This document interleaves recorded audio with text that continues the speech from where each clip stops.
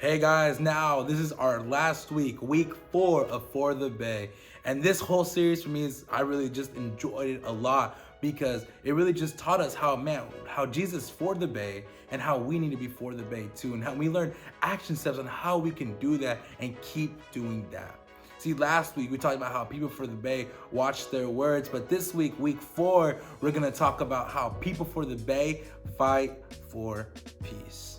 And you see this week in James 4, once again, the nice straight up book that we all love and been learning from, really talked about how we need to be peacemakers. And James in chapter 4, it talks about 3 really good examples on why sometimes we're not peacemakers. One of them is sometimes we can be really greedy. I know there can be times for myself, if I don't get what I want, I get really mad, but we need to really find a way to keep on deciding to not be greedy and to be for others and find peace in that.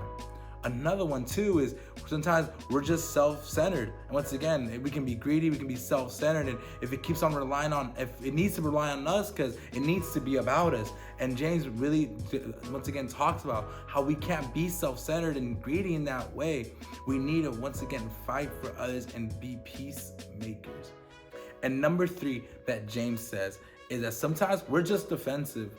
I know for some of us, maybe we've gone through some recent hurt, and the pain is fresh, the wound is fresh. And if someone just says little, not even like something that will usually hurt you, you probably just explode like a volcano and get really defensive. But James here really emphasizes is that the one thing we've probably all heard is, man, hurt people. And maybe in those situations where we're just getting too defensive, we gotta sit there with our pain and really think man, this is really hurting me right now, and acknowledge that rather than someone just walking by and we just take it out on them. Because before we can help others with their hurt, we gotta find ways to make peace with ours and show others how to do that too. He gives us 4 prime examples. And those prime examples is, number 1, stop the drama. Once again, he doesn't say start the drama, he says stop the drama. So if there's anything that's going on, whether that's gossip or things in that manner, man, find a way to just stop it. Don't continue it. And that goes with the second point that James makes, is build a bridge. Don't be the one that burns it. Find a way to really see from both scenarios and be like, hey, let's not just continue that, but let's stop that and find a way to build that peace. Fight for others. And fighting for peace sometimes makes it feel sometimes we're losing.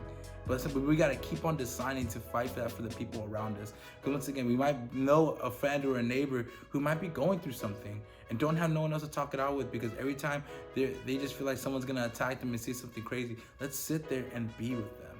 And the last one, before we can make peace with anyone else, we gotta make peace with God.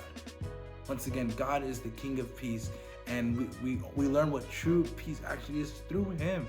And let's do that. Let's make peace with God first. And when we make peace with Him, we can find ways to show that to our friends, show that to our neighbors, and really be that prime example of peace. Would we be a perfect example? No, I'm not, because none of us are perfect. But let's strive to keep on deciding to be people that fight for peace. Because once again, people for the Bay fight for peace.